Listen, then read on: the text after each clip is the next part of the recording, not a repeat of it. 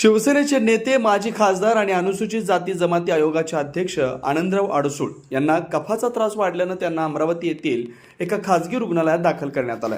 उपचारासाठी दाखल झाल्यानंतर डॉक्टरांकडून त्यांच्यावर आवश्यक वैद्यकीय उपचार सुरू करण्यात आले. त्यांची प्रकृती चांगली असल्याचं सूत्रांनी सांगितलं. अडसूळ यांच्या प्रकृतीची माहिती मिळताच सायंकाळी भाजप आमदार संजय कुटे यांनी रुग्णालयात भेट देत त्यांची तब्येतीची विचारपूस केली. त्यांनी डॉक्टरांशी चर्चा करून उपचाराची माहिती घेतली. तसेच अडसूळ यांना लवकर बरे होण्याच्या शुभेच्छा दिल्या. या भेटीदरम्यान रुग्णालयात उपस्थित असलेल्या माजी आमदार अभिजित अडसूळ यांच्यासोबत आमदार संजय कुटे यांची चर्चा झाली. येणाऱ्या निवडणुकांच्या पार्श्वभूमीवर या भेटीला विशेष महत्त्व प्राप्त झालंय. दरम्यान अडसूळ यांच्या आरोग्याबाबत चाहत्यांकडून आणि कार्यकर्त्यांकडून चिंता व्यक्त करण्यात येत असली तरी सध्या त्यांची प्रकृती स्थिर असून डॉक्टरांचं मार्गदर्शनानुसार उपचार सुरू आहेत.